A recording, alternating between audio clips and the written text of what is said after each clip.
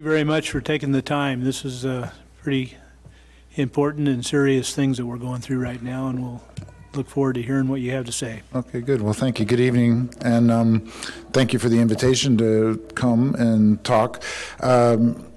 It seems good to get out in the community and talk a little bit about what's going on, and if there's questions or anything, I'm happy to answer them. But it's basically, there's a lot going on in the news. It's a very fluid situation right now with things changing pretty quickly.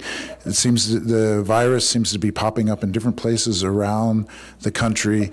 We've had there's the first death in California, unfortunately, happened a couple days ago, and that was in Placer County, so that's fairly close by.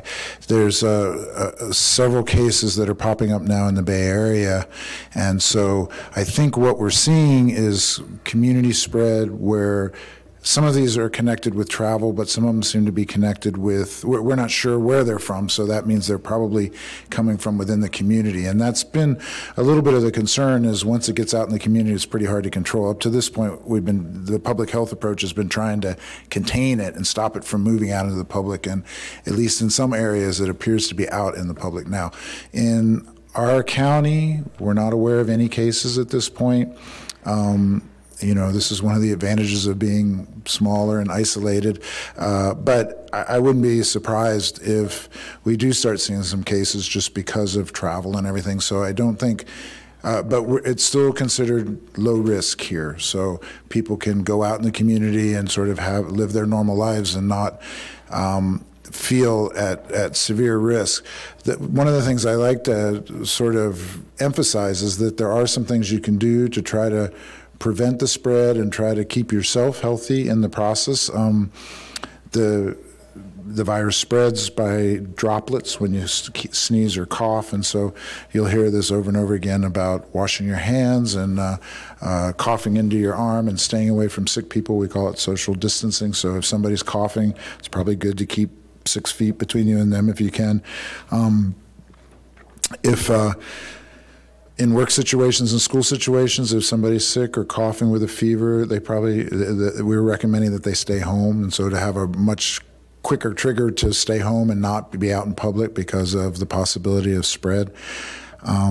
Particularly concerned about the senior population, because those are the folks that seem to be most vulnerable to the virus. And so we really trying to reach out to the senior centers and the nursing homes and to talk to them and try to help them kind of reinforce some of the prevention possibilities that are out there. And so, encourage people to be particularly careful, wash your hands a little more often when you're visiting your mom or whatever. It's it's just a good time to really be particularly careful about some of those things and to try to prevent the spread there. Probably the only other, I guess a couple things to just mention is one is at this point, there's no indications that the schools need to be closed.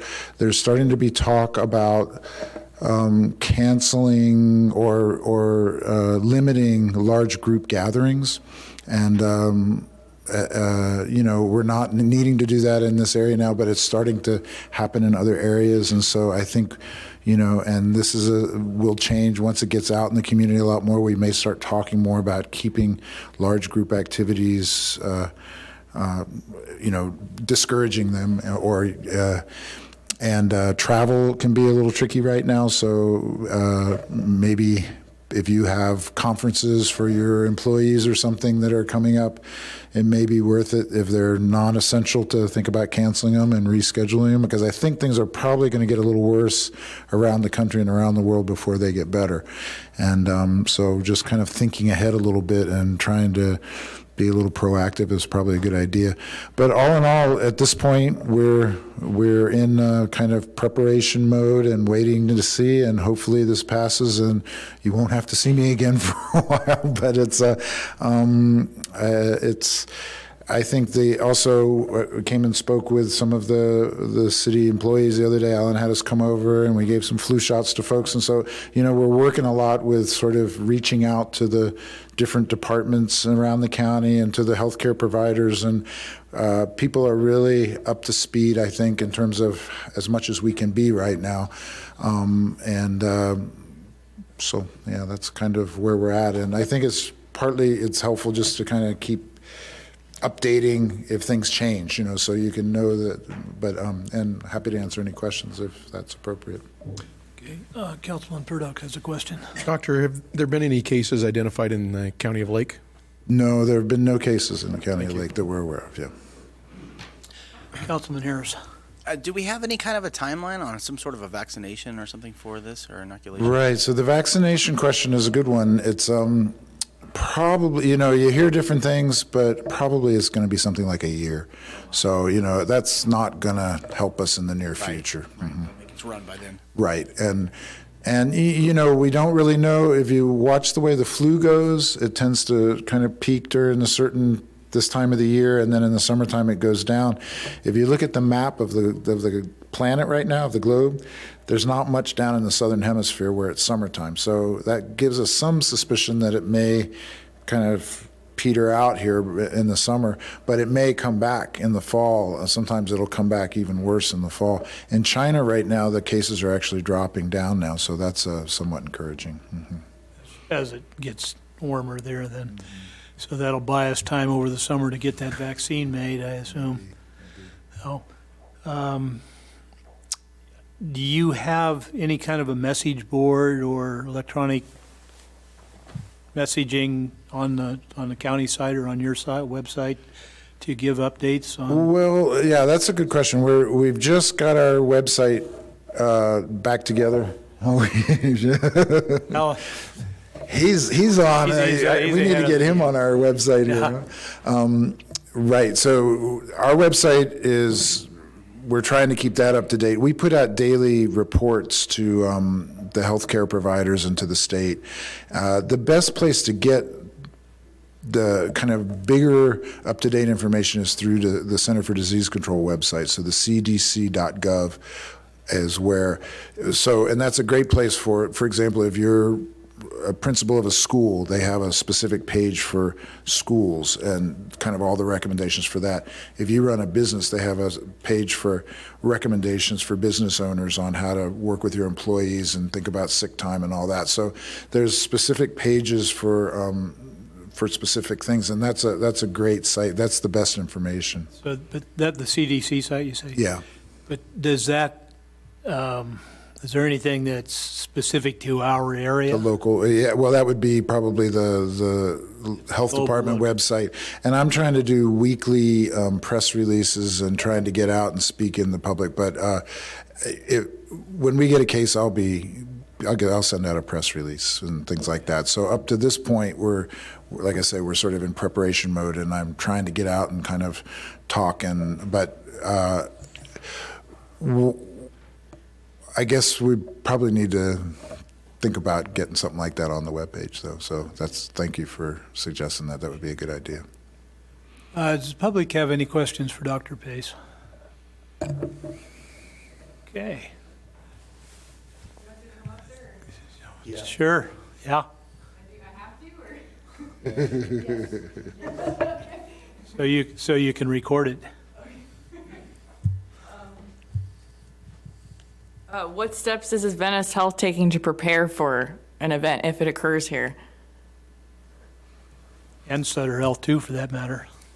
Right. So I was just over at Adventist a couple days ago, and they're thinking, both Adventist and Sutter are working a lot with their kind of corporate structure, where they've got very smart people up there sort of helping guide all the hospitals all in their chain to take preparations. And so they're thinking through this in a really good way, and they're basically getting the testing strategies together and trying to figure out where people would go if they get a small number of people and a larger number of people.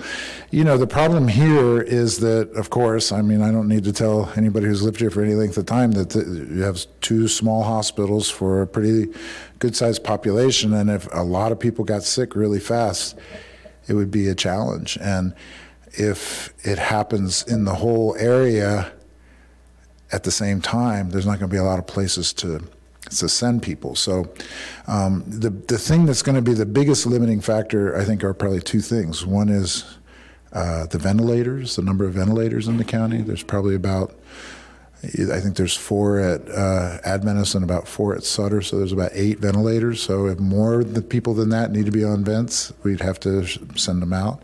The other thing is just the number of healthcare workers in the community. If some of them start getting sick, it's already, the staffing is kind of tight, and if some of them get sick, it's going to be particularly hard. The good thing is both these hospitals are part of bigger chains, and so they have the capability to move people in if they're not completely overwhelmed someplace else. Is Tribal Health in the mix? There? Tribal Health has been part of the discussion. I meet with them tomorrow morning, and we're going to talk about it all. And the main partner that we're working with in terms of the healthcare providers is Lakeview Clinic over in, so Tribal Health, Lakeview Clinic, those are the 2 biggest clinics, and then Adventist and Sutter. So, and everybody's very professional and on their game. So, I mean, I'm pleased, and they're very cooperative and interested in working together. So it's been reassuring. We've also been talking with, we've been talking with the ambulance services and the EMS guys, and the nursing homes. We're going out and trying to set up to meet with each of the nursing homes so that they're prepared as well. Mr. Mayor, Yes. I'd like to ask a question. So it's good that the hospitals and other clinics are being prepared, but I'd just like to clarify, because my understanding, clarify for the public, because my understanding is that it's really those with respiratory problems or the elderly that may have other types of health issues that are more likely to need hospitalization, because the symptoms are really the same as what most normal flu symptoms are, and those of us that are healthy are unlikely to need hospitalization. Is that correct? Right. So I'm glad you clarified that. Right. So basically, at this point, the thinking is there's a broad spectrum of the illness. Probably a lot of people don't have any symptoms at all, and a lot of people, and then there's a small percentage that'll get really sick. The ones that get really sick tend to be the older folks and the folks with underlying medical problems. And so, right, in terms of a lot of people can get the virus here that won't need hospitalization, won't need to even be seen. Really, we're encouraging people, if you're getting sick now, the best thing to do is stay home and talk to your medical provider. What we don't want you to do is, if you're coughing and sneezing, to go to the doc and then go to the ER, and you're getting into contact with all these people, because there's really not a whole lot we're going to do right now. Once the testing gets more available, we can at least make a diagnosis potentially.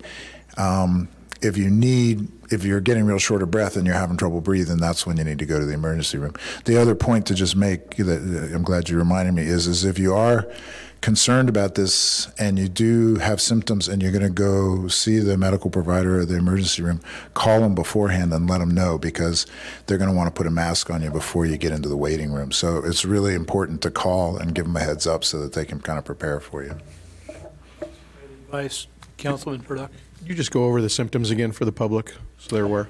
So the symptoms, I mean, again, it's sort of like the common cold. So the symptoms tend to be fever, cough, shortness of breath. Those are the 3 main ones that make us more concerned that it's the coronavirus than something else. But So it's upper respiratory, it's not nausea, it's not that. right, it's upper respiratory, and where the way it's spread is through cough and coughing up the phlegm.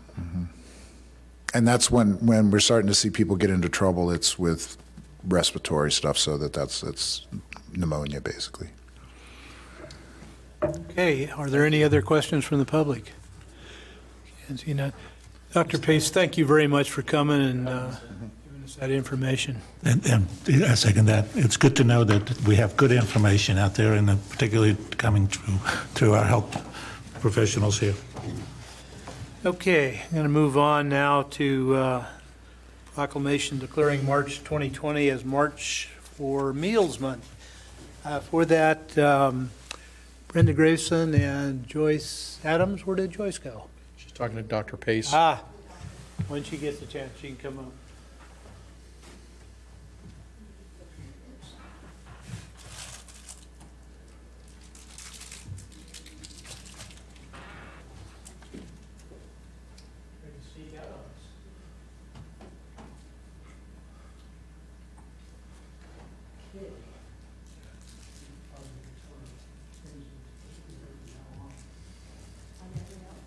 on every outfit. Okay, as I said, this is March for Meals Month. These two ladies both are involved with Meals on Wheels, and they are representing the March for Meals Month movement.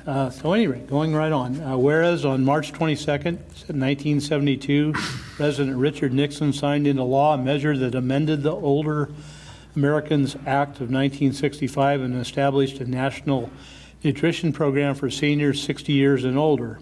Whereas the Meals on Wheels Association of America established the National March for Meals campaign in March 2002 to recognize the historic month, the importance of Older Americans Act senior nutrition programs, and raise awareness about senior hunger in America. Whereas the 2020 observance of the March for Meals campaign provides an opportunity to support senior nutrition programs that deliver vital and critical services by donating, volunteering, and raising awareness about senior hunger. Whereas volunteer drivers for Meals on Wheels programs in Clear Lake are the backbone of the program, and they not only deliver nutrition meals to the homebound seniors and individuals with disabilities, but also caring concern and attention to their welfare. And whereas senior nutrition programs provide nutritious meals to seniors throughout the city and help them to avoid premature or unnecessary institutionalization. Whereas senior nutrition programs also provide a powerful socialization opportunity for millions of seniors to help combat loneliness and isolation. Whereas senior nutrition programs in Clear Lake deserve recognition for the contributions they have made and will continue to make to our local community. Now, therefore, the City Council of the City of Clear Lake does hereby proclaim March 2020 as March for Meals Month and urges every citizen to take time this month to honor our senior nutrition programs, the seniors they serve, and the volunteers who care for them. Our recognition and involvement of the National 2020 March for Meals campaign can enrich our entire community and help end senior hunger in America. So no senior goes hungry. Dated this 5th day of March 2020 and signed by myself, Mayor of Clear Lake. And I want to say a couple things too. Your program, I watch it down at the Senior Center, and you folks are amazing the way you get out and get those meals out every day. And I know you do spend time visiting with the seniors that you serve and do just exactly what it says in here, helping them to combat the loneliness of age and being at home, homebound all day. I know when my mother, before she passed, she was using Meals on Wheels for her time, and we really appreciated that, or I really appreciated the help she was getting. So, again, ladies, thank you very much for all you do. Would you like to say something? Well, we couldn't do it without our volunteers. We have some great volunteers that take the meals out to the people. You got to get up there, Joyce. I know you know how to use it. Yeah, I guess so.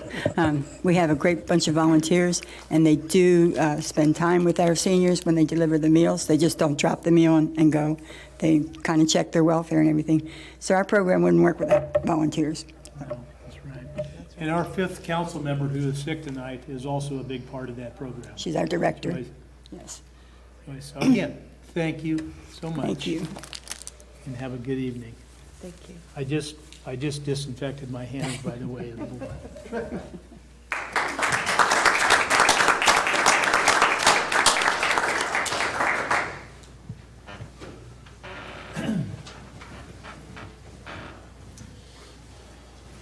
Okay. Moving right along, we'll now have the presentation of the PEG Station Annual Report and Budget. Mr. Roby and Ms. Lucelot.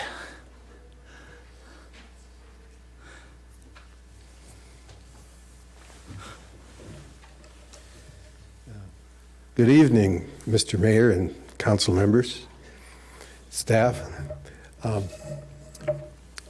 You know, the little Lake County PEG TV station has been, one of our missions is to create local programming. And I'm happy to say that in the last couple of days, we've put up on the internet. We have a YouTube site that we place internet content as well as recording it and broadcasting on Channel 8. So I just want to let everybody know, if they want to watch, we're streaming live right now on the internet. If you go to YouTube, there's a search box. If you put in Lake County PEG TV and go there, you'll be able to see all the shows we have up there. And just in the last couple of days, we have, I guess he's left, but Dr. Pace came here yesterday and made a presentation about the coronavirus, and we've recorded that, and that went up on the air today. We also got there was a community forum in Kelseyville, and we've got that up there too. So, the Lake County PEG TV station was created by a joint agreement between the two cities in the county of Lake. And it was adopted, it's been revised over the years. The latest one was adopted in 2017.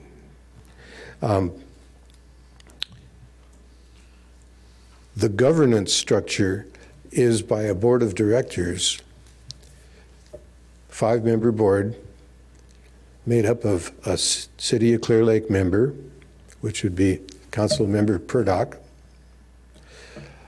City of Lakeport member, which would be Maria Turner, Council Member Turner, a county member, which at the current time is me, and 2 public members. One of them, we try to make sure they come from the education field, and that happens to be the County Superintendent of Schools, Brock Falkenberg. And then that's it. Did I miss any? Oh, no. We got Member at large? Would be you. How could I forget? I don't know. Happens all the time. Well, let me introduce not only the member at large, but she is our new chairman of the board. I've been the chair for a number of years, but it's time for some new, younger energy in there, I think. So this will be the last time I'm presenting this report. She was just elected 3 weeks ago. Okay, let's talk about the budget. Part of the PEG agreement requires this annual report, but there's also a requirement that we put our budget together by March 1st and submit it to the 3 entities. So around the end of February, I submitted it to the city manager and to the county and the city of Lakeport. So if you want to get the details, you can get it from Alan, but I'll give you a quick overview. We have 2 funding streams primarily. We get some smaller funding occasionally from a fundraising event, or somebody joins and gives us $25 for a membership. But basically, our money comes from the 3 entities. Each year, they provide us with either a cash or an in-kind contribution that goes into our operating fund. We have 2 funds, the operating fund and the capital fund, and we can't mix them together. The operating fund is what we use for the station operations, and out of that fund we pay stipends to our staff. We have 3 part-time staff people. The County of Lake gives us $15,000, and it's always fun for me to give the report to the County of Lake, because I'll be going up there, I think, on the 17th. And I give my report like I'm giving it to you right now, and when it's all done, the county administrator or one of their folks stands up and walks over and hands me a check for $15,000, and I bring it back here and give it to your folks. That's our biggest source of revenue for the operating fund. We get $2,000 a year from the city of Lakeport. This is all based, by way, on a prorated share of the number of subscribers that Mediacom has in the county. The city of Clear Lake provides us $8,000, but not in cash. It's in kind. You provide us with the space for our little station over behind that wall there where we're broadcasting, and also some space out at the community center that we're setting up to be a studio and training room. Now, the other part of our budget, which we call the capital fund, comes from a 1% charge that Mediacom adds on to everybody's subscription. So if you're paying $50 a month to Mediacom, we get 50 cents. And that money can only be spent on capital costs, equipment and other things like that, you know, but not people, not staff.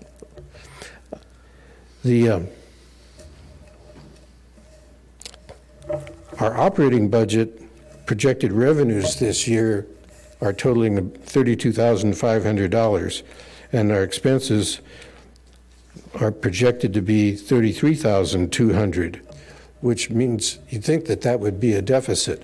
But we've been very frugal over the years, and so we have a nice fund balance carryover of $39,485. So we're able to do this without actually being in the red. Can you repeat those numbers again? I'm going to give a copy of this to the city clerk when we're done, and you can get it, but I mean, if you want me to repeat it, I will. Can I interrupt quickly? I think maybe Vice Mayor Slutin's confusion is the budget that we have here. This is just for the capital fund. So if you're looking down there at the 65,000 total expenses, maybe I'm wrong, but I was You've doing got the the same budget. thing. So If you're looking at the budget, turn it over, because one side is the capital fund and one side's the operating fund. I have only we one don't. We side. only have the capital fund. It looks like. So Oh. I don't know what happened there, but Uh-oh. I didn't Yeah, get they that. only have the one side, Ed. yeah. Oh, But oops. the revenues that you just talked about total 25,000. The revenues I just talked about. 15,000, 8,000, and 2,000. Right, and we're projecting $6,000 from, we're that- projecting 1,000 from a fundraiser, 6,000 from underwriters. We're trying to develop underwriters. The revenue that I see on this over here talks 40,000 from the county of Lake. I'm going to get there. Okay. All right. I'm just talking about the operating budget, Operating costs. okay? Now, the capital budget projects revenues of $58,250, and that's approximately 40,000 from the county and 2,000 from Lakeport and 8,000 from, Okay, that's the 1% pass. that's the 1% pass-through. Okay. All right, Yeah, thank you. and expenses of $64,937, and that's because we're buying a lot of new equipment and upgrading things. But we have a very nice fund balance carryover of $187,810. That's a lot of money. We've been frugal over the last few years. When we first started getting that 1% pass-through, we didn't spend it. We let it accumulate for a while, a couple of years. So, okay. It's time to comment on a later date, a later time. That's a lot of money to be kind of stuck in a bank without being put to use. Well, we're planning on putting it to use.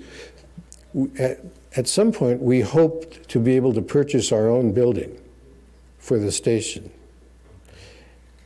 Have what's called, most PEG stations develop what they call a media center.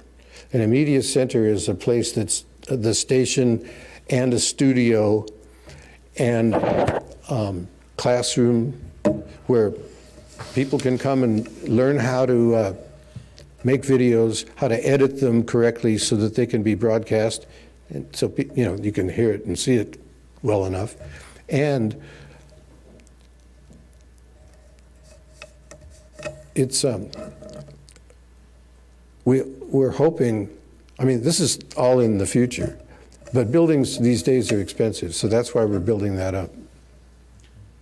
Ed, do you want to get through the presentation before we I'm have sorry. questions? Thank you. Sorry about that. Yeah, let's get through the Get through the presentation, then we can ask questions. Then we'll ask questions. Some of your questions may be answered through the presentation. Good idea. Okay. Over the last year, we've accomplished a number of things.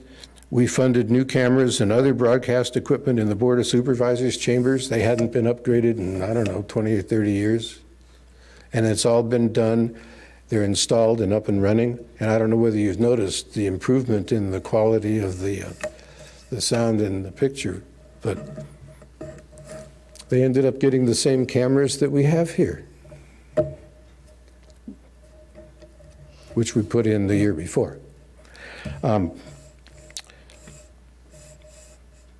We made upgrades to the PEG station infrastructure here, and by PEG station infrastructure, I'm talking about behind that wall. We've bought new broadcast equipment that will let us broadcast in high def as well as streaming on the internet. And in this current budget, we're planning on buying some equipment using a technology, I don't know whether you've heard of it or not, it's called Sling, but it is going to allow us to do remote broadcasting from just about any location.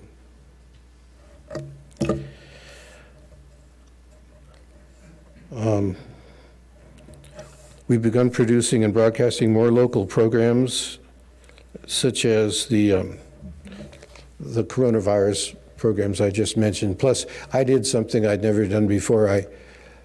I sent letters out to all the supervisorial candidates asking them if they wanted to do an interview. Not a campaign ad or anything like that, but just a chance for them to introduce themselves and talk about what they cared about. And I went around with our volunteer camera people, and 6 of the 8 candidates responded. So we put up 6 half-hour interviews that were broadcast a lot the couple of weeks before the election. I learned a lot. They turned out kind of like homemade almost, because I didn't know enough. But I learned if I ever do it again, the sound will be better. I learned that in rooms like this, you have to be careful, because if you have a lot of hard surfaces, the sound bounces off the walls and makes kind of almost like a reverb effect. I also learned you don't want to do an outside interview during rush hour. Anyway, we're currently working, we've got a project going with the libraries to purchase cameras and video editing computers for each of the county libraries, and we're going to have classes where we teach people how to use them, and they can come in, they'll have a card, like a library card, but you could check out a camera and go make your video. You could video your football game or your local soccer game or whatever. We're trying to get people to make their own local content, and we're hoping to encourage a weekly news show. We haven't got there yet. We're also got a project working with the county museum to produce videos. They have what they call the Oral History Project, where we'll get people, old timers like the mayor, to come in and talk about what it was Look like. who's talking. I couldn't resist. So, anyway, that pretty well sums it up, except that I want our new board chair to finish up for me. Hello, everybody knows I love this part. To me, PEG, it's kind of like just coming home a little bit. The PEG board was one of the first boards I was assigned to when elected in 2012. And I'll tell you right now, we couldn't afford a roll of stamps. Seriously, somebody paid $25 for a membership. Yes, okay, we need paper and we need this, and that's really how it was. And it wasn't because of me, and it wasn't because of any one person, but both Ed and I pursued that 1% pass-through, or it really wouldn't have happened. It took years. It took 3 times in front of the Board of Supervisors finally before it got allowed or approved or whatever the case may be, for us to get it. And then it took a while to start coming in. So when you say it's a lot of money, it is. But we're definitely not going to be, I guess, extravagant. We're not going to go crazy with it because it was hard work getting it. And with that being said, not only are we trying to help the libraries and the community with the equipment, the chambers here, county, we've even tried to engage Lakeport. We would like to retrofit and redo their chambers as well so that the community up there can, hear, participate, and be part of their local government as well. There's just things that finally it's here, so I am very happy to be put back on the PEG board now and be able to govern what we work so hard for. Thank you. Okay, Now, any questions? now we've got, they're popping up all over. Mr. Purdock had his up first, so go You ahead. can't ask a question. Thank you, Mr. Mayor. Actually, I don't have a question to ask. I have more of a statement to make. So just to cover a couple of things, we absolutely do want to work in partnership with the City of Lakeport. I'm commenting now as a member of the PEG board, but one of the things that they're struggling with is they don't have the space to put in the equipment and the room necessary to support that equipment in their council chambers. But I am excited that Councilmember Turner is working on that with us.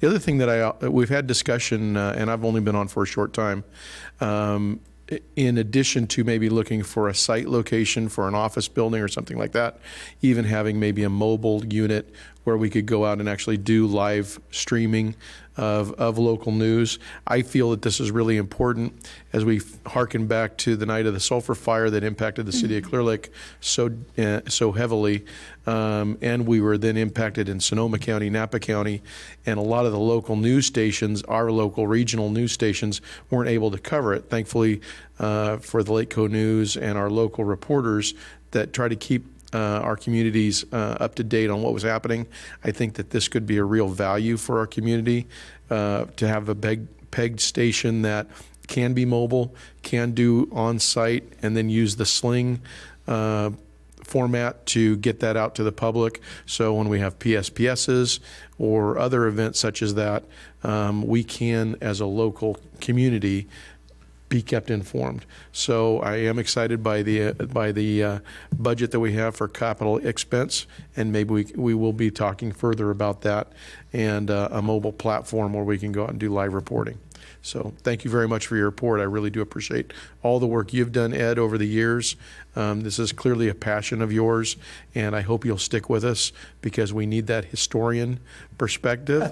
And again, I also echo the mayor's comments that we do need to get you in front of a camera to talk about the old days of when you ran the resort across the street and how we have the beautiful park across the street as well, thanks to the Roby family. So I'll end it there. Yeah. Well, I can't help myself, if you'll indulge me. The gazebo out there, Phil's father and I and a crew of other people built that, and Phil's father's in the audience tonight. Hi, Paul.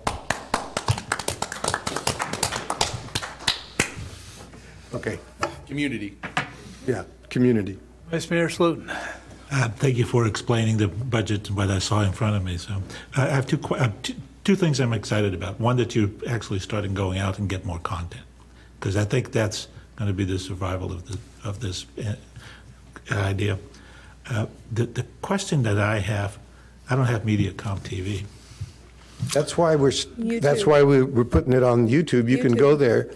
But I don't use that Use a much computer? YouTube. No. Is there a way that you can get money from Dish or DirecTV? Why not?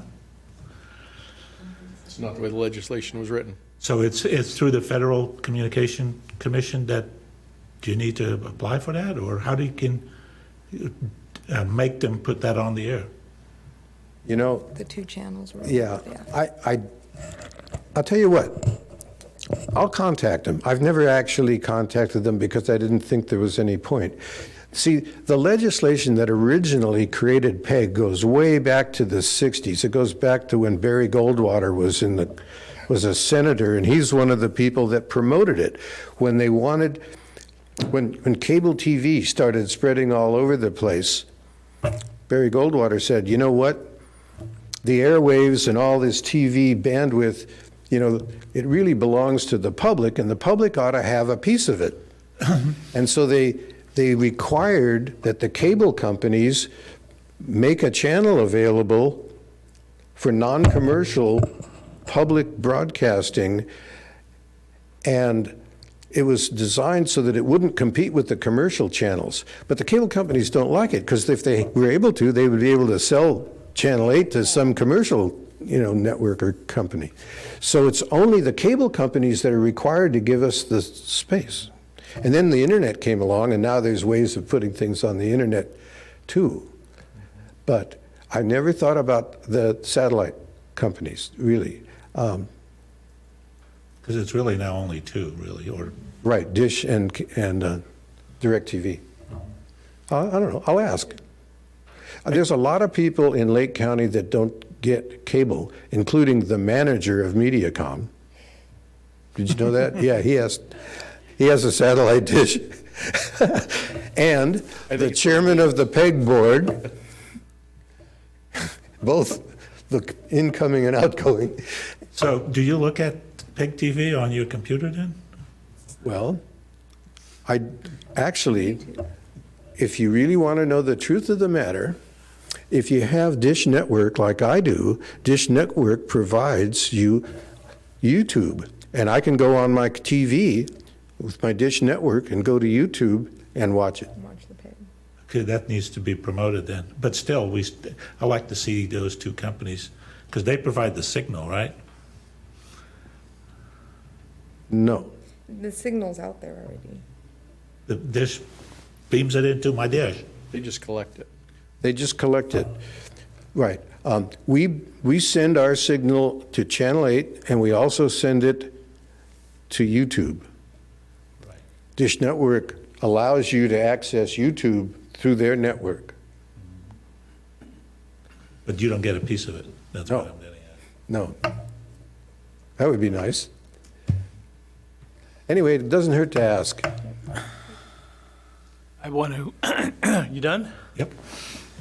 I wanted to echo Councilmember Purdock's thoughts on what the Roby family has done over the years over here, and I definitely think that you should be one of the interviewees. It's interesting when you came to me last week about the photograph that you saw. Yeah, I know. That was quite it really got to me when I saw that Photograph picture. was taken from a postcard, is what he's talking about. It's of a Chris Craft pulling three skiers, probably back in the early 60s, I'm going to guess. Right, and it was late 50s, and the skiers were 50s. kids. The skiers were Kids were maybe, kids. 10, 12, 14 years old. And what he is excited about is that these three kids were Ed and his two brothers. Right, and that the was my person father's pulling Chris the Craft. boat was his father in a wood Chris Craft. So you've been here a long time. I think you need to be one of those interviewees. And you both have been tremendous community activists, I guess, in the good way. I graduated from Burns Valley School. Pardon me? Burns Valley School. What about it? I went there. I graduated from there. I went to kindergarten there. So Oh, well, see, you got me beat. I didn't get there till about the 6th grade. I was one of those Lower Lake boys. At any rate, thank you so much for what you Birds do. Valley, except for Dirk. And we look forward to, Right. I'm sorry, these guys are kids. I know. I look forward to seeing those interviews for the museum and seeing PEG TV have its own building someday and the mobile transmitting or interviewing thing. So, And the main, again, I'm thank- sorry. go ahead. I didn't mean to interrupt you. That's all right. I just want to say the main message I wanted to say here on my last report is that if there are people watching that are interested in learning how to make videos, you can make a video about anything that's interesting, you know. In fact, you could even try making something about something that wasn't interesting, if it, you know, if you thought it would be. As long as it conforms with FCC. Right, as long as it conforms to the FCC regulations, you know, you can't advocate the violent overthrow of the government, things like that. Are there any questions from the public for these two? Okay, seeing none, I'll bring it back. Well, again, thank you so much Sure. for all Thank you you. do. Thank you both. Do we need to approve that? No, I guess we don't. They have their own. Okay, we'll now move on to public comment. This is the time for any member of the public to address the city council on any matter not on the agenda that is within the subject matter jurisdiction of the city. Please complete a speaker information card, which I don't think we've received any of. The Brown Act, with limited exceptions, does not allow the council or staff to discuss issues brought forth under public comment. Council cannot take action on non-agenda items. Concerns may be referred to staff or placed on the next available agenda. Please note the comments from the public will also be taken on each agenda item. Comments shall be limited to 3 minutes each, as shown on the clock up there. So this is the time. Are there any public comments? You mean I went through all that for nothing? All righty then. I was counting on you, Cheryl or Bruno.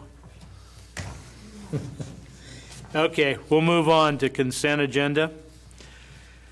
All items listed under the consent agenda are considered to be routine in nature and will be approved by one motion. There will be no separate discussion of these items unless a member of the council or audience requests otherwise, or if staff has requested a change under adoption of the agenda, in which case item will be removed for separate consideration. Any item so removed will be taken up following the motion to approve the consent agenda. Mr. City Manager, are there any changes to the consent agenda? Any changes from council? No, sir. Public have any questions? I will entertain a motion. Mr. Mayor, I'd like to make a motion to accept the consent agenda. Second. I have a motion made by Council Member Harris and seconded by Vice Mayor Slotin. All in favor? Aye. Aye.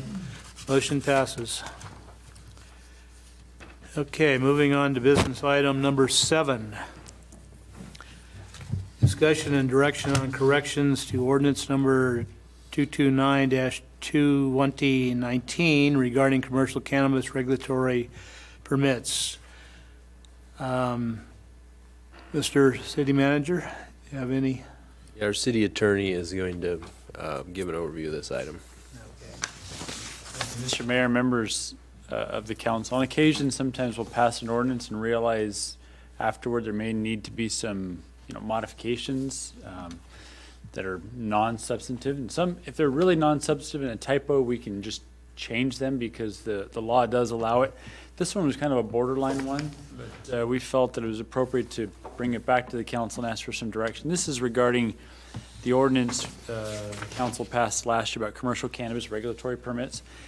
And one is a very, very much a typo, and that was about reference to a section that is actually not in the code, and we want to make that change. We can do that.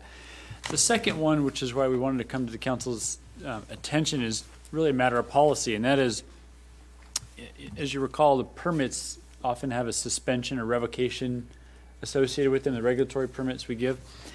And right now, the code is inconsistent. Sometimes it says that appeal goes to city council. Sometimes it says it goes to the city manager. We could have just said, well, it's going to all go to the council, all go to the city manager, but we weren't sure where the council stood on that because it wasn't clear. It wasn't something we discussed. So at this time, I'd like to get the council's direction. Then I can come back at the next meeting, have a first reading, and make that, which I think is a minor change, and just pick one. Are these appeals and revocations going to go to the city council, or would it go to the city manager? If you want my opinion, what I've seen more frequently out there is it goes to the city manager or his designee because of the ability, timeliness, right? We can do this almost immediately with Mr. Floor as a full-time member, whereas council, we're going to take up council time every 2 weeks to have these kinds of hearings. You certainly can keep that within your discretion, but I would suggest because of efficiency and of Mr. Flores, I think he understands this area well and could do a good job as as the hearing or appellate officer. But we need that direction. So what is the council's wish? And we can come back and make that change to the next meeting. Thank you. Councilman Harris. Yeah, I see fit to go ahead and have everything directed to city manager for approval. Any other comments? I got an email from Aaron McCarrick that on the first item that she would like to see the permit to suspension revocation to the permit to rest with the city council. It's not my opinion, I'm just bringing it out as a comment that was emailed to me. Okay. Any other comments from council? Does the public have any comments? Request. Shall bring it back to council. I feel, are you going to comment, or you want to? I was going to comment. I was waiting for you to bring it back. Go ahead. I concur with Councilmember Harris. I think that decision should rest with the city manager or his designee. Thank you. I'm cool with that. I just wanted to make sure that I got it. Oh, no, I appreciate you bringing out the constituents' point. And to make it unanimous, I also agree with that. I think the city manager is very qualified to judge this and make those decisions. And It always. I think your direction will. We have direction, no vote is required. We'll make modifications and bring it back for first reading at the next. If somebody disagrees with that, they can always appeal to the city council. Correct, or file a written superior court. Thank you, Mr. Jones. But they can appeal to the city council, is that correct? If that's what the council wants, I'd have to look at I don't know that it says at this point. I think it says just the city. You don't have to give that authority. You could just keep it with city manager and that would be it. So if that's part of the direction, that city manager has the first level of appeal, a secondary appeal goes to the council, we probably need to make that change as well. I think that's appropriate. I think that's appropriate. Gives them a second shot if they feel like they're being treated unfairly or whatever the situation may be. Going to keep it from going to the next level, give us an opportunity to mitigate. Truthfully, it's something we could, maybe the chief has a comment, but it's something you could think about over the next 2 weeks. I could draft it, Okay. have it before you. If you realize, I don't really like that, you can make that change on the fly. But is there something in the ordinance, Chief, that already speaks to that? Yeah, I just wanted to say that I would recommend to council, considering that if you do decide that you would hear a second level appeal, the direction is given that in any amendment to the ordinance that it clarifies that the city manager can immediately suspend the license or that their action would take effect. What we've seen in the personal cultivation is that individuals would use the appeal process as a matter of delay so that they could finish doing what they're doing. And in this case, when you're talking about commercial, it's immensely important that we have the enforcement ability to revoke that. Hopefully we wouldn't have to use it, but if we needed to, time is of the essence, and we couldn't always guarantee pulling council together and being able to do all that. That's Chief. That's the first, I think that's the first one where it's actually talking about suspension. Yeah, so I guess the idea there would be then to, it would go to city manager. Once he pulls the plug on the situation, everything stops pending an appeal through the council. But regardless, the action to stop work or cannot continue the. No. Am I wrong? Okay, say it again then. Say it the way you want it, because it sounded like that's what Chief White wanted. Am I wrong? No, so if it goes to city manager stops it there, they're not going to remove their plants if they then want to be heard by the city council. Or if they did remove, if the order was to remove or stop, cease and desist, so to speak, how would that be accomplished? If they then wanted to appeal to the city council. And I think that's covered, if I may, under 5-25.16E on page 25. City manager or designate may summarily suspend or revoke the cannabis business regulatory permit if the following accommodations, is that where that's, where is that, Chief? Would that be where you're talking about? I wasn't referencing to a section. It was just, as the city attorney pointed out, generally the way a lot of these hearing processes are going is that there's a city hearing officer, which is sometimes a city manager. And then if they disagree with that, more often now you're seeing that their appeal would actually be in court, that they could take it and get a writ, or he could explain further. I'm just saying that if it is going to come back to you as some sort of second level appeal, that we really need to make sure that there's something in there so that it can't be used as a means to continue some sort of illegal activity because of the delay. And that's what we've seen with the personal cultivation is somebody will quickly file an appeal because they know it'll take us perhaps several weeks to get a hearing, get it scheduled, get it noticed, all that kind of stuff. I mean, I would add that, I mean, I agree with what Chief White's saying. These code sections are not the personal cultivation code sections. These are the commercial cannabis business regulatory permits. So, you know, they all have use permit conditions, and so it's relatively easy in many of these cases to determine whether they're in violation of those. So, you know, I don't have a problem. I mean, having hearings is one of the least favorite parts of my job currently. But, you know, it's also not a great situation for the council to be in when those appeals come to you either. So we're happy to handle it any way you like. But as far as pulling the plants type of thing is unlikely to really happen under this type of appeal process. But I do believe that it is important that I have the authority to immediately suspend any permits if there's any violation of the use permit. We have not, I don't think we've had one yet. No, I mean, you know, the situation is only one of our permittees is effectively operating currently, so. Well, and that's basically what we're, oh, sorry, go ahead. Do you want to cede to Councilmember Harris? Yeah, we're having discussion. I just want to make a point. Yeah, I mean, so regardless, if we had a scenario where there was a second string appeal process, you still have the authority to pull the permit immediately. So What does that entail? what would that do to us as far as buying time, delaying the process, that sort of like Chief White had brought up? Well, if they lose a permit, let's say it's a dispensary or a commercial cultivation, they have to immediately stop business because they don't have a permit to do what they're doing.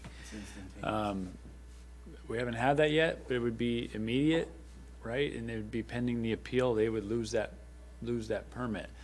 You know, I guess maybe a way to, in talking all this through, the council does not need to be a second tier appellate body. You could just have the buck stop with the city manager or his designee, and if they've got a problem with that, they file in Superior Court. I understand the want to provide this additional level, but it's not something you legally have to do.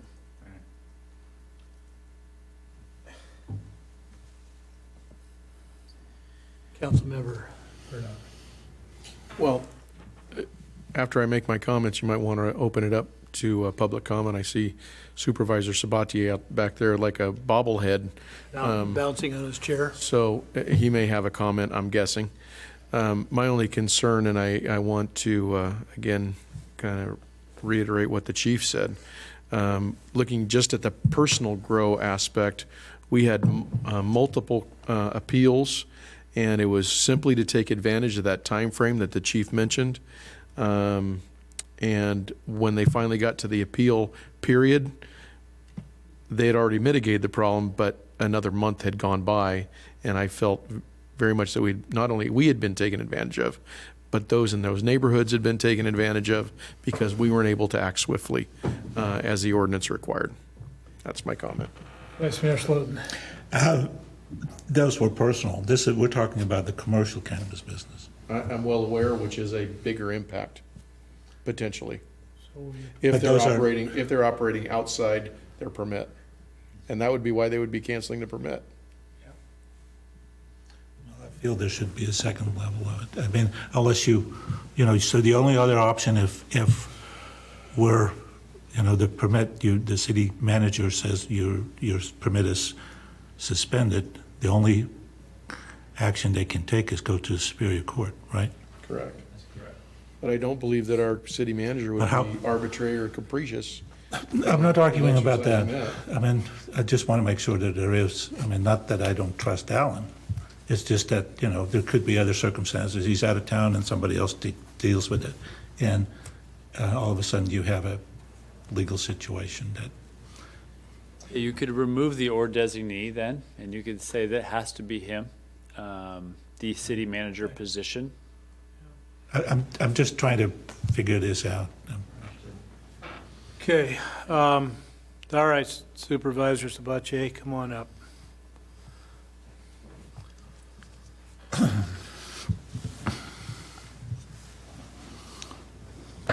I hide my emotions very well, even from 50 feet away.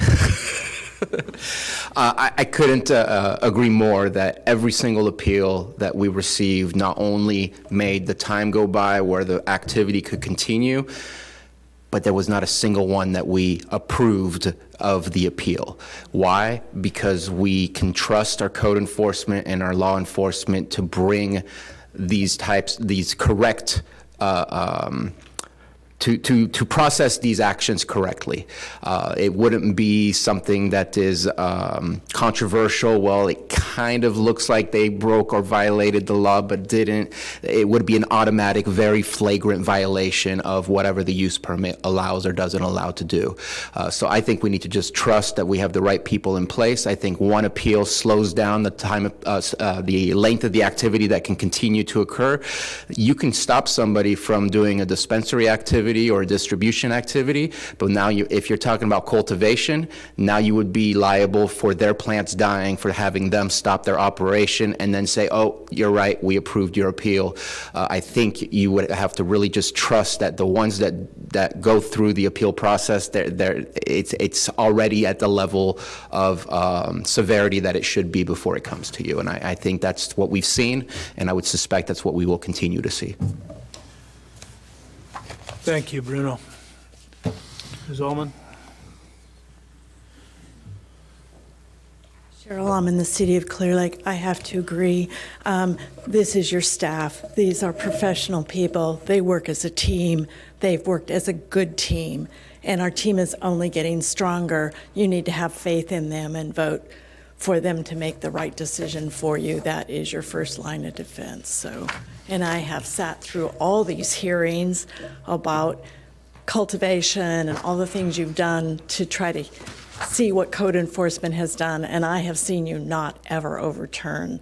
We've given more guidance. I think you've come a long way from the beginning of all of this, that I certainly think you should put your trust in your staff and give them the permission to do their jobs. Thank you, Cheryl, for your comments. Cal, I'm sorry. I'm sorry. Michael McEwen, Mountain View Street, Clear Lake. If the idea of having the city manager make the first decision is to free up time from the council, I think this would fail because every revoked permit would still come before the council. Thank you. Councilmember Murdoch. And just because I believe in transparency, I couldn't agree more with everyone who spoke, and I appreciate your support. But if we did have, in years to come, a city manager who may not be enforcing this code as we have, created and directed it, there is that secondary. They can take it to the Superior Court, so there is a remedy within the process. But I think, again, if we were to say that there should be a secondary appeal, we're simply cutting the legs out from underneath our staff and saying we don't trust them. So. And I have to agree with all of the comments to that point. I think that we do have a great staff. We have a professional staff, and I think that that our city manager should be the one making that decision. And like our city attorney, Mr. Jones says, if they have a problem, they can take it to the next level of Superior Court. So my direction would be that the power be given to, or the authority be given to our city manager. Can I reread this one more time just to make sure? I've got one over here first. Councilmember Harris. Just want to make sure we're not getting too far off on a tangent about distrusting our city staff, because that was absolutely not the intent here. So I'm I don't think clarifying it was that very quickly and clearly that was not the intent at all. But we, from one person to another, went further and further into the rabbit hole of it's because we just distrust them. So that's not the case at all. Many of the things that take place in our city allow for the citizens to go to a next level, and a lot of times that next level is a hearing here at the council. So giving that a consideration is not absurd in any way. We understand the city staff does a fantastic job on a regular basis, not just with this, but with a whole bunch of other decision making, and I totally agree. The council the city manager is in a perfect position to, obviously this thing is pretty cut and dry. If they're in violation, they're in violation. It's pretty straightforward. And if Superior Court is a secondary action, then we all understand that, that's fine.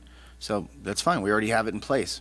First line of defense is the city manager, and if he shoots down this scenario because of failure to comply, then their option to take it somewhere for further action, and that wouldn't be us. That's fine. I concur. And I trust you. I'm glad you made that clear, Councilman. Oh, yeah, we beat that horse. Are there any other comments? I just want to say, I'm rereading it again. So the whole process, if there is somebody that violates the permits, what's the process?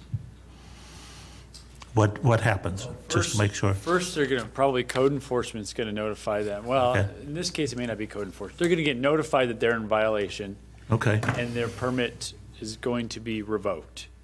So I think city manager or staff has that ability. If they disagree with that decision, they're going to let the city manager know in writing whatever they want an appeal hearing. That appeal hearing would take place in wherever, city manager's office. Okay. And they'll So there is, at the first level, there is a process that, absolutely. okay, then I'm To fine with it. appeal to the city manager. Okay, that's fine. They'll be given the evidence Okay. and Okay, rationale I'm to good. support that.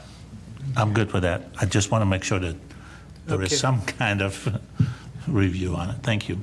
I'm good with it. Yeah, it's sort of the same process that I get the pleasure of doing for animal impoundment cases and any number of administrative citations and so forth. Okay, Well- thank you. I concur now. We know you have plenty of time, so Absolutely. do that. Okay, I think you have your direction. So we'll move on to item 8, amending the fiscal year 2019-20 adopted budget to include a grant revenue of $268,500 awarded from Cal OES for the Public Safety Power Shutoff Resiliency Allocation to Cities Grant. Mr. City Manager, do you want to handle that, or are we? Yes, I will, Mr. Mayor. So I mentioned this in my report at the last meeting about receiving notification of the funding through Cal OES. This was the full amount that was requested by the city. So the action that we're actually asking you to take tonight is just to amend the budget so we can, add the revenue and appropriations and move forward in procuring the equipment that we have listed here. So maybe I could just go over this real quickly for the council's benefit. So a few pages back, there's the page that says Cal OES Public Safety Power Shutoff Resiliency Allocation to Cities application form. Down at the bottom of that is kind of a summary of the items that were approved. So some additional gas-powered generators, $2,000. So these are just smaller generators that maybe are used by Public Works and so forth for various things. Generator fuel to support our variety of generators that we operate during the PSPS. Generator theft prevention devices. So what's that? Well, you may have noticed during PSPS what we have envisioned here is what Caltrans created to protect their generators that are powering street lights. So they basically have one of those steel job boxes that they've customized with vent and whatnot, and they are chained up. Right now, we've just been chaining them to the traffic signal poles. We didn't have any problems last year, but, just another way to make sure that those are secure and they don't walk off. An additional fuel storage tank, an upgraded one for our diesel fuel. We bought a gasoline one last year with a solar pump that's easier to operate during some of these events. 2 mobile messaging stations. So these are like the large orange signs that Caltrans uses that you can put messages on for whatever you may need to communicate with the community that way during an event. 2 additional light towers.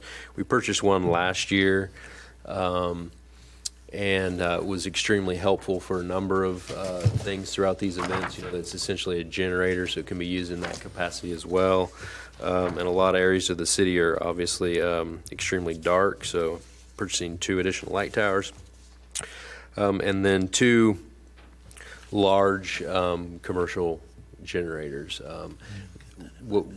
So that total there was $60,000 a piece. They would like for us to do hybrid fuel, and so the kilowatts that are available with hybrid fuel is less. So we're going to do a little analysis and see whether we end up going in that direction or not. But it would allow us some funding to do that. And then the other 2 pieces are installing fiber network to the community center. It's used as a CRC right now. They rely on just a commercial, I think, Mediacom internet connection, which obviously doesn't work during a PSPS. And so Chief White has been working on a plan to be able to get a fiber connection there. And then also, for some redundancy, a microwave link. We've been trying to figure out a way to connect to the fire district and some other areas of the city. So we have a fiber connection here at City Hall.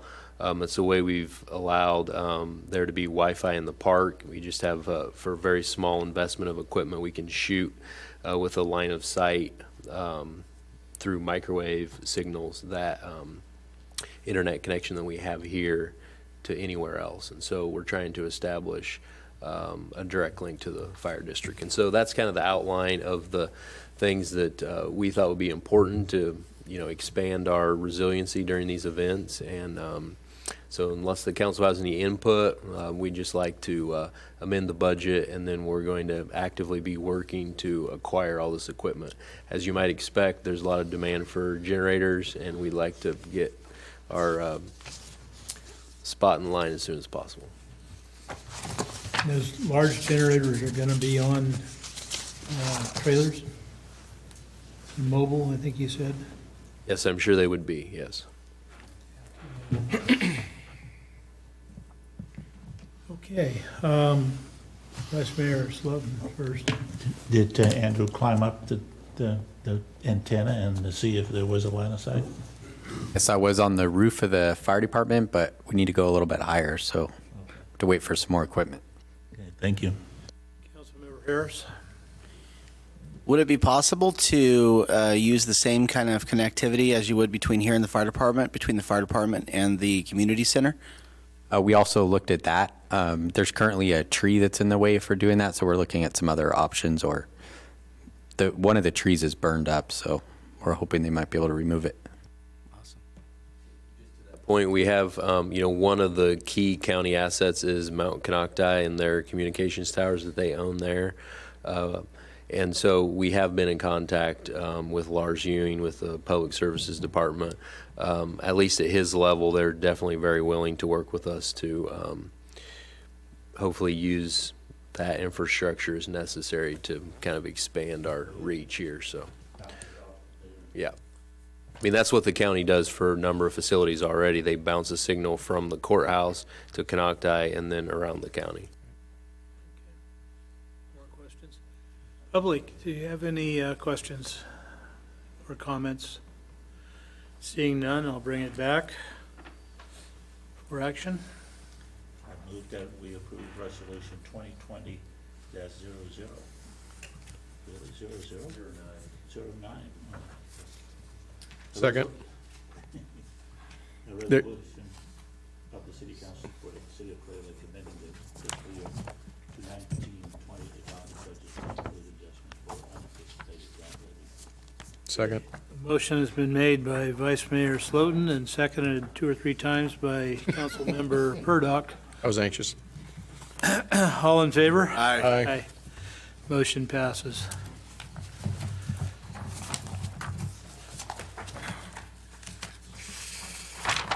All righty. Moving right along, city manager report. Just a few updates. So next week will be the bid opening for the animal shelter project as well as our Measure V projects. So we're anxious to see how those numbers come in. I think it's Thursday for the Pearl, Emery, and Mullen, and Friday for the animal shelter. Yeah. I don't know. I'd have to get back with you. I'm not sure. They're usually like 2 or 3 o'clock, but do you know? Yeah. Do you know, Dale? Okay. We can shoot you an email or something on it. So we have, I believe, finalized the concert dates and for next summer. So it will be the 3rd Saturday of the month. So starting June, July, and August, and then also on the 3rd weekend of September will be the 40th anniversary celebration for the city. So it's exciting to continue working on that. Just this week, we were able to finalize update of the county seal that celebrates our 40th anniversary. And so we'll be adding that to all of our letterheads and whatnot. Yeah, the one here. So we'll be getting a lot of new That things to celebration promote. will be how many day event? So right now it's currently intended to be at least Friday evening, all day Saturday, and then most of the day Sunday as well, on the 3rd weekend of September. And, it's not too early to put a plug in that if this will also be the Soapbox Derby race. So if you want to come out and see me win again, that would be wonderful. Yes. Buying some milk. Yes. So we have been working, there was, the city council approved some funding in the budget for, it looks like it's 3 p.m. on Thursday for Pearl and Emery. Yeah. I'm sorry, 3 p.m. for the opening. Bid opening. Thank you, Dale. And so we've been working on this room first. We feel like it is due for a few upgrades, and so we're working on finalizing some carpet upgrades, some paint, and kind of a refresh of this area to give it a little more professional look in here. So excited for that, and we're hoping that if we can stick to the schedule, there's a kind of an extra gap in our meeting schedule at the end of April is when we're hoping to be able to do the work in here. So there were, you may have noticed a few cleanups, particularly along the Highway 53 corridor this week.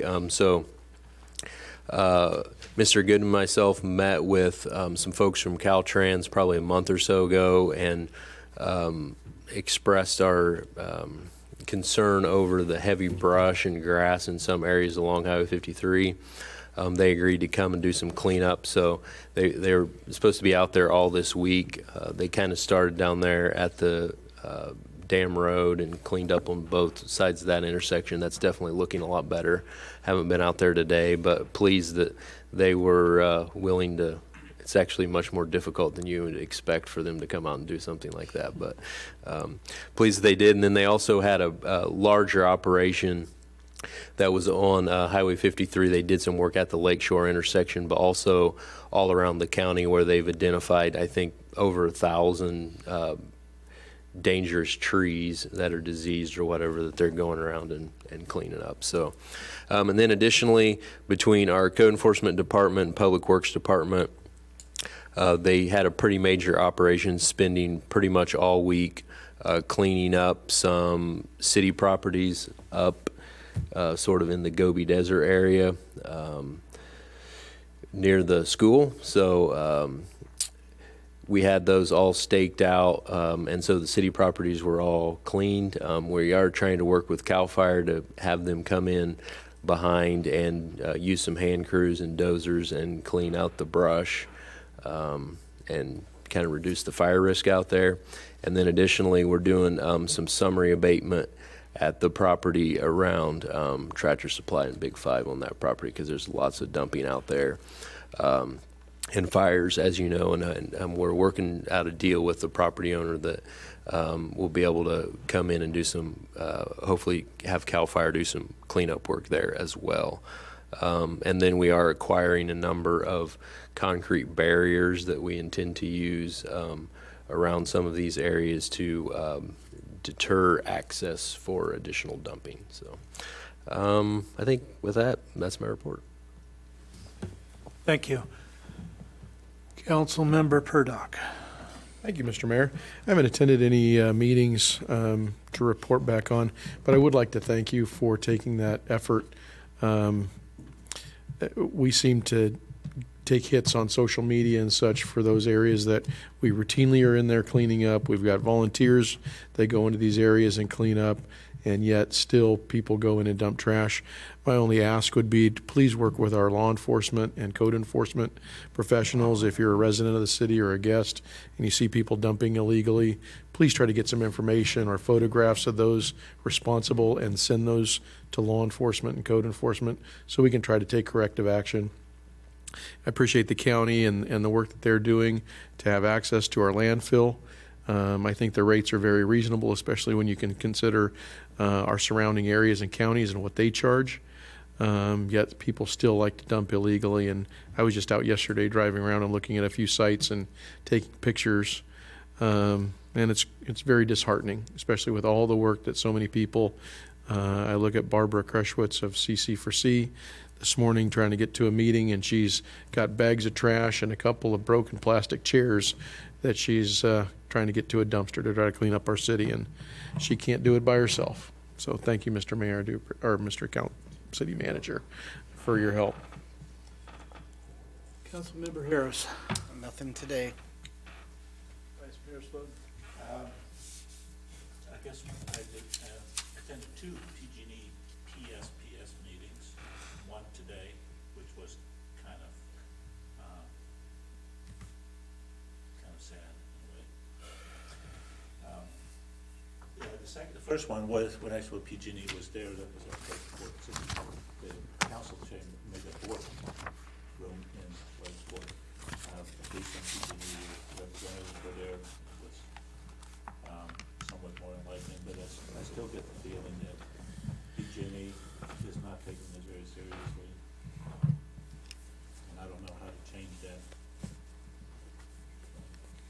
The other thing is that I was on KPFC about the tax sale at an hour program, and I believe that from the reactions I got that a lot of people are not really aware that there are so many parcels in tax default. And you know, we're at the board meeting sometime back, and still we haven't really gotten any reasonable response from the county. I might have stuck my neck out a little bit that I said the city is willing to help any way possible, because that has to be our goal, to get these tax parcels sold. And if you look at the map of the parcels that are in, they're all scattered all over the place. And I'm not sure that's a really efficient way to sell off these parcels. Some of them are, because they're in the major retail corridor, but there's some there. But you know, if you look out in the avenues in the park, they're all scattered around. It doesn't make a whole lot of sense that they're so scattered, so to speak. I did find out something about code enforcement today when I was talking to somebody, that code enforcement, which is actually really, really good. I appreciate that code enforcement actually talks to CC4C, and if there are places that are considered to be tagged for violations, that they call CC4C, and CC4C helps them out. Tremendous program. I like that. And then just on a lighter note, our Rotary Seafood Boil event was, fortunately, I was able to get some preliminary numbers this evening, right before I got here, and it's probably going to be a record year. So we were able to do a lot, and as you know, the project is going to be to install some adult exercise equipment in the park. So we're able to, looks very good that we'll be able to do that. That was my report. Oh, Jesus. I can't help it. It's the chair. Thank you, Mayor Slotin. It's the chair. Yes, yes. Councilmember Purdock, you may do a do-over. I've got the chamber president in the audience, and I would be remiss if I didn't report out that we had a chamber meeting last night, and that we have a new chamber manager in place working there. We're very excited to have her on board, and she seems to be pretty knowledgeable about the website. I see our web design helper also here in the meeting. So I'm hoping some collaboration and we can get that up and functioning even better yet, and get all of our events and programs listed. And then also, I was very pleased that we did a paddle race at the Seafood Boil to try to acquire more money for the senior exercise equipment, and I really hope that goes through. So anybody wants to donate for exercise equipment for our senior center and parks, that would be great. Thank you, Mr. Mayor. Okay, I forgive you for that one. Those were important things that needed to be stated. So don't let it go to your head, though. Okay, number one, and none of us have mentioned it yet, but we did have the Stars of Lake County competition last weekend, and our own Chief White was awarded a Star of Lake County for public service, and I think we should give him a huge hand for the job that he's done.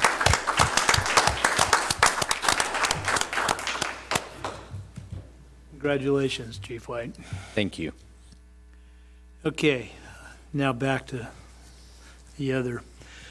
I actually went out on Saturday morning with Supervisor Sabatier to look at some of those properties out in the Gobi area. And they were definitely horrible. One that I saw in Mint that I went back on Monday afternoon after our code enforcement and public works crews were out there, spent the day out there, and it was amazing, the change. They cleaned up the parcel that's actually owned by the city or the RDA successor agency, and the property which is privately owned next to it was not cleaned, and the contrast between the two is stark. Amazing, and I believe that some actions are being taken on those properties going forward, if I understand correctly. So look forward to that, and I really look forward to CAL FIRE getting out and helping us getting the properties cleared, and I like your idea of restricting access to those areas. We've got to do something to keep that stuff from coming back. So bravo to that. I was at an airport commission meeting yesterday, yes. Second meeting that we've had since the airport commission has been reconstituted, where we added a seventh at-large member to that. So we, like I said, we have 7 members now. Really pretty much still getting things arranged as to what we're going to do. Our next meeting is going to actually be at the airport, and we'll include a tour of the facility so we know better what it is we're looking at, what needs to be done. There's some property to the south of the runway and on the west, towards the west end of the airport property, that there's been some suggestions of things to do. Fueling stations were discussed, potentially additional hangar space as well. So a lot of things on the table, and I think it's, as we go forward, we're really going to start to see some changes and upgrades and in that. So I'm pleased by that. Also attended the same PSPS meeting with Mr. Floor and Vice Mayor Slotin and I did it by conference call. The meeting was going on in Lakeport. Supervisor Sabatier was there in person. I was also disappointed in the way it went. I think we need to kind of refocus what we're trying to accomplish at that committee. Went to the Board of Supervisors meeting. Again, Vice Mayor Slotin also went. When they considered and approved the resolution to sell 217 properties, is that correct? Although I could only see 212 on there. But at any rate, 217, and that started out as 300 properties. The difference between those two numbers, as I understand it, they brought their taxes current. That tells me something. We need to be aggressively pushing forward to put more properties up. Hopefully, they'll all come in and pay them off. I understand that another one that's here in the city of Clear Lake may have actually been paid off that was included in this 217. So I think that's a pretty effective tool to let them know that there are consequences. So I encourage our supervisor to encourage his fellow supervisors to move forward at a much quicker pace than they have been to date to get this thing resolved. I'll get off my soapbox now. And that concludes my comments. So, any other comments? We will get another do-over? Yeah, okay. We're going to move on to that now. Future agenda items. Mr. Flora, do you have anything? I have a whole list, but I don't need to know if you have any that you want to add. Okay. Councilmember Harris. So I would ask that city staff, code enforcement in particular, look into and possibly bring back to council a means of adding teeth to our existing ordinances regarding motorhomes and travel trailers being brought into the city of Clear Lake. I just noticed that this seems to be, it's been an ongoing issue, but it seems like we're getting an uptick in that issue.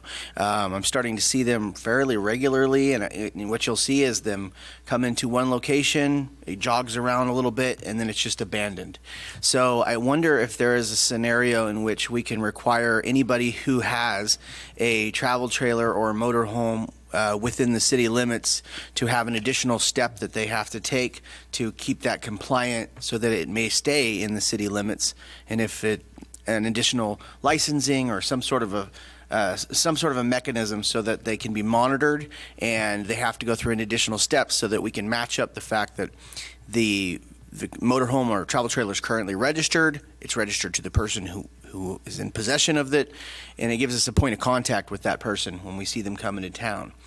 So anyways, it's just a thought I've been having. I continue to see these issues, so I just wanted to know if there's some sort of a mechanism that we could use to help with that to help mitigate that particular issue. And if there is, if that could be brought back to council for us to approve that. Thank you. Vice Mayor Slotin? I've been working with Alan, or talking to Alan for a couple of weeks now on, we have a rental inspection ordinance that needs to be updated and re-implemented. I know there's cost involved and all that, but I'd like to see that as a future agenda item sooner than later. So. Okay. Councilmember Purdock. I concur and would like to see both of those. I also, when City Manager Flora was away at a League of Cities, had asked for funding for our chamber. Had an idea of some numbers somewhere between 10 to 25,000 that would be supported by the city, and then of course the chamber would work more closely with the city marketing team, and I think this is something we really need to partner with. The chamber's pretty limited on funding, so I'd simply ask that we would adopt that and as part of the budget. Thank you.